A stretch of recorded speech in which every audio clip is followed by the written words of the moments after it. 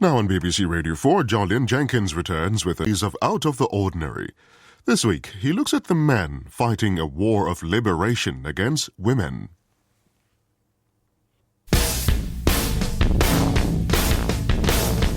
You've probably heard of the film The Matrix, in which it turns out that reality, as perceived by most of us, is actually a simulation created by evil machines. We're actually all floating in a liquid-filled pod, and the machines have wired us all together to sap our energy.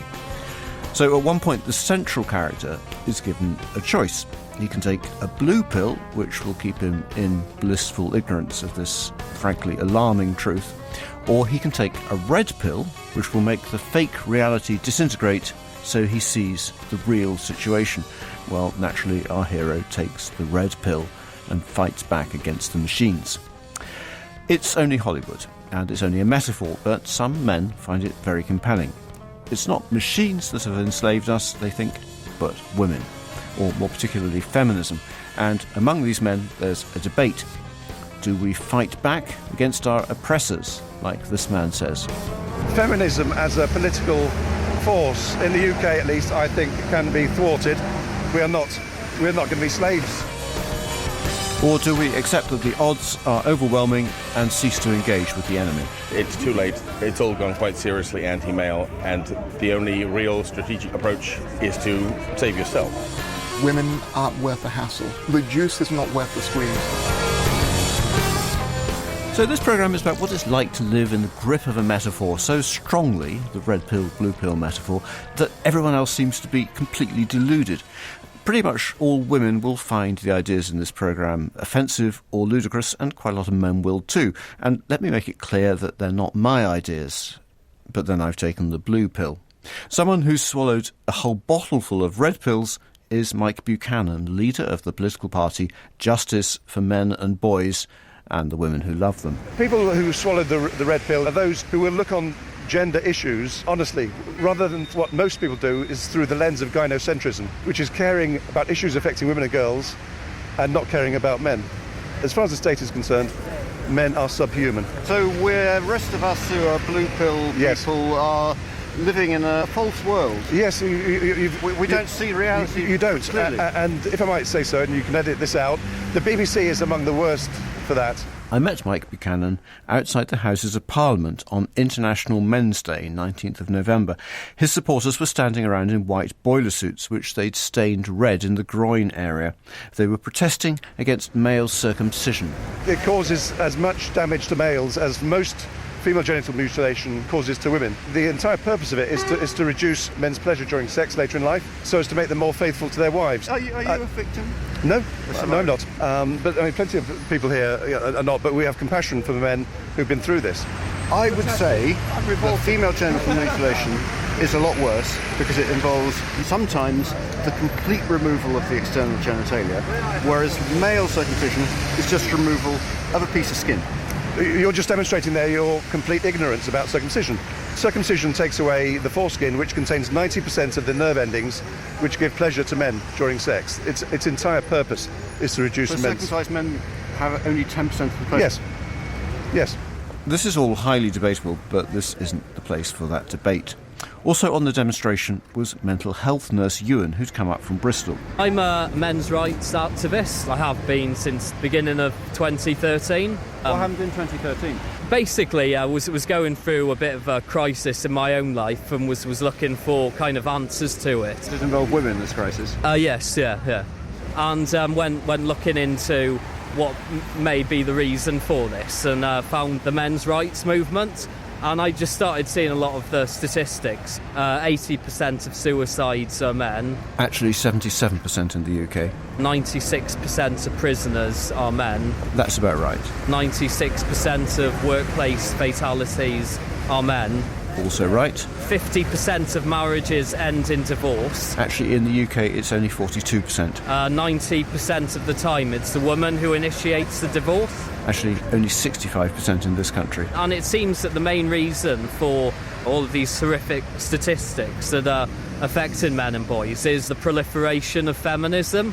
It's just now become a female supremacist movement and a full man-hating movement. One odd thing when talking to red pill men is the way they swing from serious public policy issues to personal grievance to generalised whinges about women. Valentine's Day, for instance, there just seems to be a massive kind of entitlement culture amongst women. But they expect to get a Valentine. They expect to get, like, for you to kind of be their pack horse while they're the princess. Men get Valentine's cards too. Yeah, but I don't know, it just seems to be a part of our culture now. There's this expectation of the man to be the pack horse of the relationship. Another man on the demonstration was Rod, originally from New Zealand. His backstory seemed to be one of a dysfunctional and abusive family which suffered because of what he calls interfering feminists, one in particular. My name as a child was Shithead. That's what she used to call me. So at what point did you put all this, your personal experience, together and turn it into sort of political? Well, what happened, I left New Zealand and I worked in a design company, and unfortunately we had a lot of women work there who came from the gender studies course in Kingston, and my life was made hell. And I used to walk around on eggshells and tippy-toed. Because of my background, I never wanted to be the bad man, because I'd been taught that's what masculinity is. And I had my career destroyed. I got in trouble with the police. I tried to fight back about what was happening to me. For what? By just getting myself trying to fight back, no violence. And I ended up getting quite ill after that. I went through... It's very, very hard to emotionally go through. A lot of men, they talk about how angry men are. There's an enormous amount of grief. The red pill movement don't like it being pointed out, but they are a living example of the feminist slogan that the personal is political. They'd like you to think they've arrived at their politics through the exercise of pure reason, but at the root there's usually some private personal hurt. Take the case of a man in Australia who uses the online pseudonym Solaris. I, as a young man, had been involved with a girl I cared an awful lot about, and the relationship ended catastrophically. And the ending of that left me so emotionally blindsided that I really took myself aside and felt like I had to reevaluate the things which I thought I knew to try to understand what had happened. Most men would probably put it down to experience and hope for better luck next time, but Solaris decided that the system was at fault. Online, he writes that it took him 3 years to discard his blue pill programming and for the matrix to come into sharp focus. I came to realise that, you can do everything right, as it were, and still fail. And I came to realise that perhaps I should put myself first, put my own interests first, and that if I was going to be involved with women, it would have to be on my own terms. We as young men have been fed perhaps idealised versions of women, that women were beyond reproach in general. Well, I think you'd be an idiot to think that, wouldn't you? But that's, there is the idealised world that we've been taught, and then there is the real world, and there is a difference between the two. Solaris came into contact with other red pill men who drew up a manifesto for a new movement. It was to be called Men Going Their Own Way, which is abbreviated into the clumsy acronym MGTOW. The goal is to instill masculinity in men, femininity in women, and work towards limited government, said the first line. This was all about 15 years ago. You helped draft a manifesto, didn't you? I helped contribute to the evolution of it, I think is a better way of saying it. So what's the manifesto saying? The idea is to put yourself and your needs first, to move forward in a way that is not supporting a society which actively works against us. It's particularly Western women that the MGTOW men seem to have a beef with. And Solaris himself finally settled on someone he describes as a Chinese sweetheart I was happy with and who has no time for feminism. Online he writes, I tend to think of myself and my wife as walking over the horizon and into the wilderness to start a new society. We have no desire to interact with the toxic environment that surrounds us. Oddly enough, he didn't really want to talk to me about this. Are you married?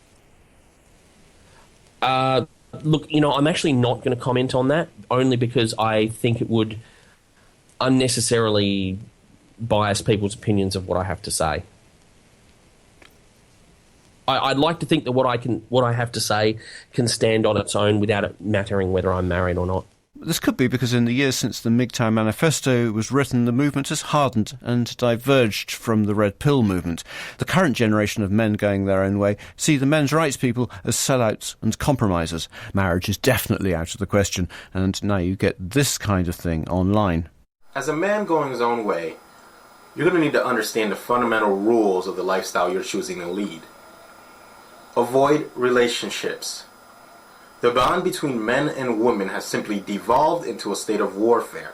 Why would you step into a voluntary war and fraternize with the enemy? And yes, women are your enemy. Men are under the attack. The only thing predictable about the enemy is that they will do everything, including lying, cheating, and stealing, to maintain the subjugation of men. Out there on the internet, you can be as mad and offensive about women as you want. You couldn't call men going their own way a mass movement yet, but some of the MGTOW YouTube channels have tens of thousands of subscribers.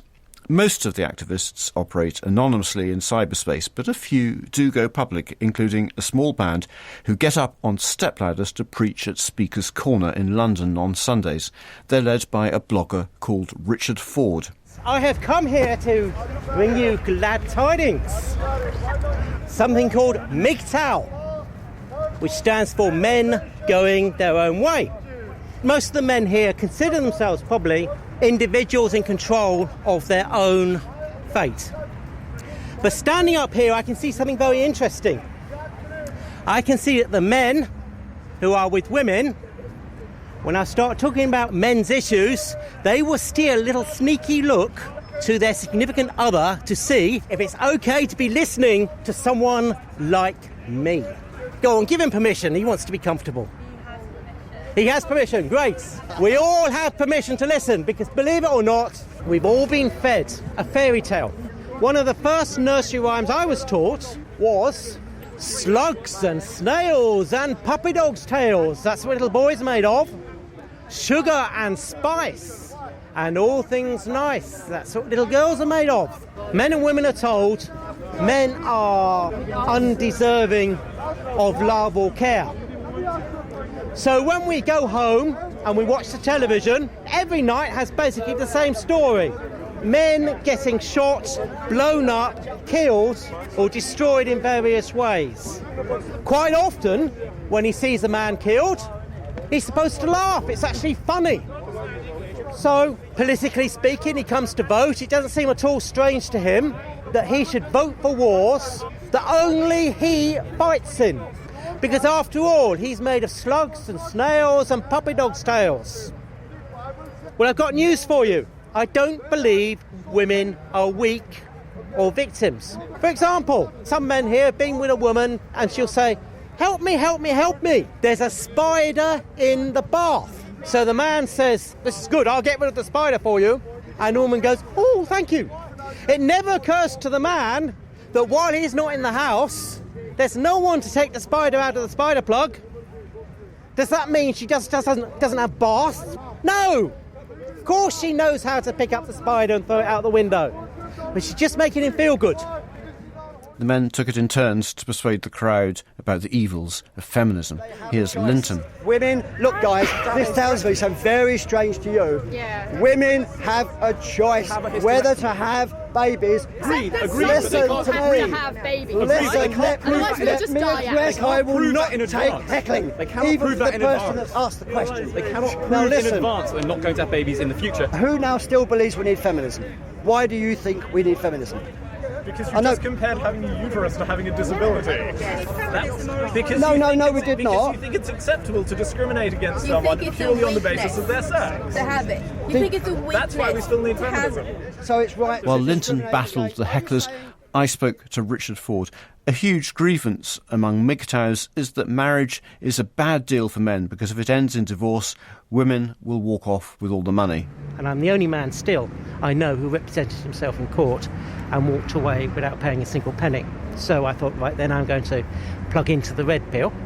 I was only able to find very, very low paid part-time work as a security guard, 5 hours a day, which logically you should not be able to live on. Of course, if I did take a job with a lot of status, she can come back for a second helping.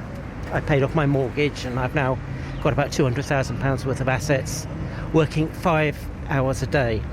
Of course, I'm single, so I'm not tempted to spend money on romantic gestures. Romance has become a way of fleecing you, basically. Did you decide after this that you wanted to reduce your involvement, or at least your romantic involvement with women? Yes, I mean, I wanted to be free. The only obligation I have is to pay my own way, and I can do that on very, very few hours if I'm not also supporting a woman. When I go home after that 5 hours a day, I don't have a list of things for me to do. Now, the men who work 10 hours a day, generally speaking, have some little task organised for them by the women. They often also have their weekends planned for them. But all that free time is now yours to use for your chosen purpose in life, your gift to the world, whatever that might be. What does it mean in terms of your relationships with women? It means I get on a great deal better with them than I ever did in the past. But do you socialise with them? No. It sounds as if I'm in some sort of extended sulk. That's not actually it. If you're a security guard, you have a low social status, and to tell you the truth, most women don't want to socialise with you. Now, the reason you and I are sitting here is because your female ancestors and my female ancestors were able to find a man who was both willing to support them and had the means to support them. We owe our very existence to the fact that women make those choices. So I'm not going to get upset if a woman cannot see me while I'm in my security guard's uniform. You know, it's deep in her DNA not to be able to do so. Do you think women are always looking for someone of a higher status than them? I mean, it's objectively true. Why does that cause problems? In many professions today, I was in the BBC, I should imagine that women were either paid the same on average or more. Then a woman could find it very hard to find a man that she felt was a good catch. If she finds herself attracted to a man that learns less than her, she'll feel that she sold herself for less than she should have done. She can't quite respect him. So the argument is that thanks to feminism and thanks to equality laws and so on, and thanks to changing culture, there's much more equality between men and women, and so women are unable to find that man with the increased status which their genes tells them they need to find. Yes, they're surrounded by men they can't respect. Women have a floating discontent and contempt for men that even they're not quite sure where it comes from. So do you think that men are finding romance less and less satisfactory as a result because the women are unhappy with them? I mean, romance is going wrong. The whole thing, romance, sexual attraction, everything else. It's all going to pot. Yeah, I think so. Whatever you think about Richard's views, he's rare amongst MGTOWs in that he stands up in public and says what he thinks. Mostly, though, MGTOWs just sound off online. Listen to this from a man who calls himself the mayor of MGTOW, talking about jury service. We're supposed to be judged by a jury of our peers, and that's not happening. Men are being judged typically by at least 2 women on the jury who are feminists, man-haters, and then maybe another 2 men on there who are, manginas, simps, that will take a woman's side. So now MGTOW, when a MGTOW goes to jury duty, the concept is simple. Man, innocent. Woman, guilty. You're going to think, well, Mayor, that sounds awfully harsh. No, you know what sounds harsh is the amount of women that have gotten away with, quote, SIDS, sudden infant death syndrome. Rarely talked about, but it is the #1 killer of babies ages 1 month to 1 year. Okay, that is this so-called unexplained death. And there's far worse out there. But the trouble with talking and listening to nonsense on the internet is that you lose touch with what real people think. One of the things that I have personally struggled with over the years since going my own way is the lack of other males around me who share this philosophy. It becomes increasingly difficult to associate with individuals who are married or in long-term relationships just simply because they have a very, very different paradigm. So what I'm doing is that I'm starting up a men going their own way monthly meetup in London, the United Kingdom. A real physical meeting of MGTOWs. I got a sniff of this at Speaker's Corner from a man called Hayden, after he'd finished explaining to me that nursery schools are full of female paedophiles. There is no empathy or compassion for the male human condition in this culture. And so we are forming communities a number of which are beginning to meet in real life. Because mostly what I see happens very much underground. There was last night, there was a meeting of MGTOWs in London. Very relaxing to be among, or in an environment where one didn't need to police one's language. The man behind the meetings turned out to be one Clive Smith, not his real name, which I don't know.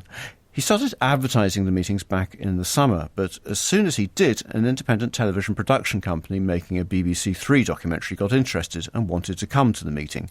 Some MGTOW people thought this was a good idea because it meant that maybe MGTOW could go mainstream. But then they discovered that the planned documentary was part of a series about extremists. It does say something about the MGTOW's lack of self-awareness, that they were offended to be thought of as extreme. But anyway, Clive Smith pulled out. In several YouTube videos, he and his friends discussed the untrustworthiness of the mainstream media. They were absolutely planning to throw us under the bus. Their actions may have crippled MGTOW in embryo. And personally, I will never work with the media. The meetup for the 4th is cancelled, and I've informed the BBC that I personally will not work with them, and I believe most MGTOW share this approach with them. But would he talk to me after the television debacle? It turned out that he would, so long as I did nothing to identify him, and he wanted to record the interview himself for his YouTube channel. Hello there, good afternoon. This is CS MGTOW. Can you say something? Yes, I'm Jolyon Jenkins, radio producer. I wanted to talk to this man because he seemed to be one of the more articulate MGTOWs and the closest thing the movement has in this country to an intellectual. We went through his, by now familiar, backstory of a relationship that had ended badly, and then the key concept that for MGTOWs explains everything, the instinctive desire of women to go for high-status men, known as hypergamy. Let's kind of go back to the inception of our species. Women being physically weaker couldn't tackle the elements in the way a man can. A woman, by and large, won't be able to, chase down antelope. They lack the physical size for this. So, as a reproductive strategy, it was in their interest to find a man who was stronger and who could bring in more resources. And that's the basis of hypergamy. Now, what we have within modern civilization, women now no longer need a stronger, bigger, faster guy who makes more money. However, these evolved psychological adaptations still persist in the face of modernity. So what you're saying is that women still instinctively feel the need to go for a man of higher status than themselves? Absolutely.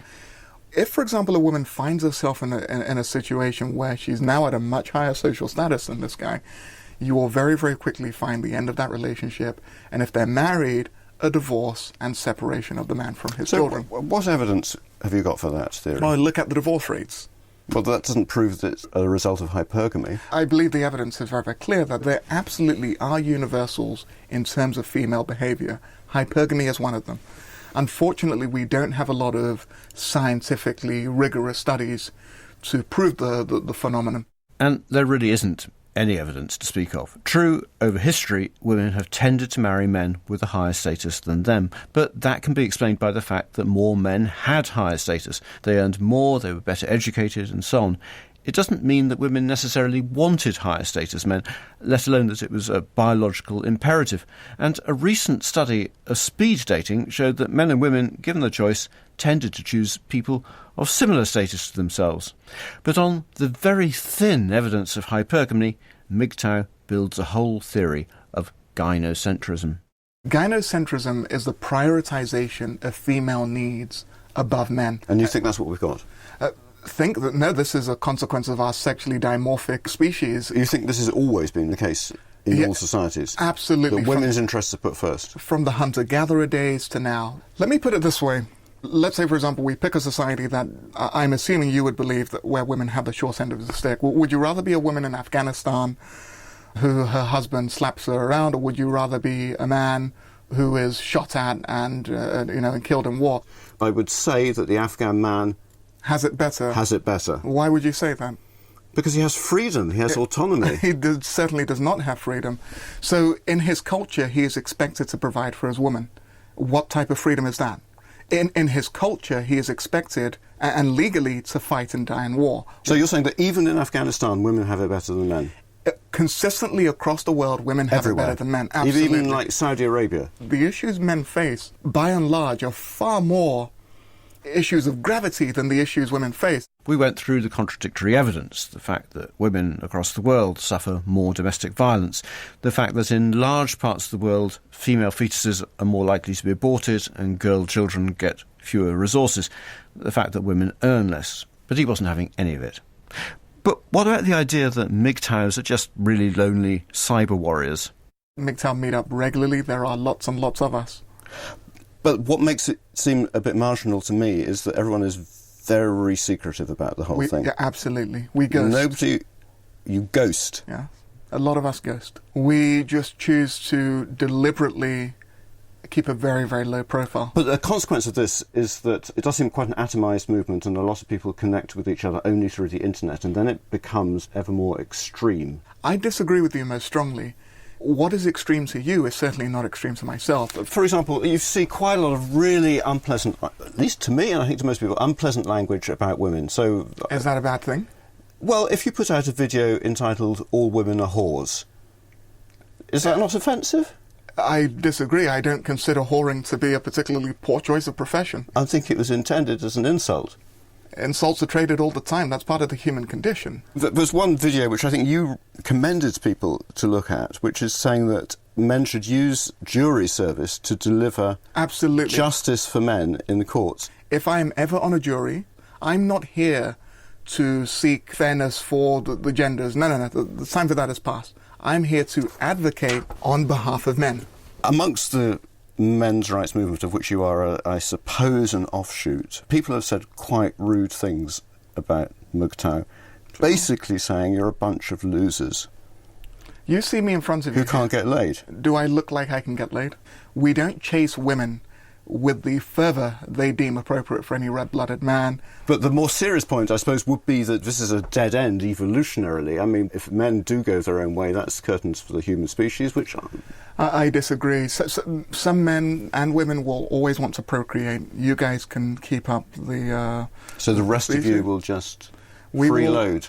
Yes, absolutely. I don't have a problem with that. As we left the studio and went towards the lift, Clive Smith said that the real issue for him was the hygiene of the species. Our long-term goal had to be to colonise the stars, he said, and we couldn't do that while our primary urges were sexual. He didn't know how we were going to free ourselves from those urges, but he hoped that MGTOWs would be part of the answer. And if a rocket load of MGTOWs wants to launch an exploratory expedition into space, I suspect that'll be fine by quite a lot of women.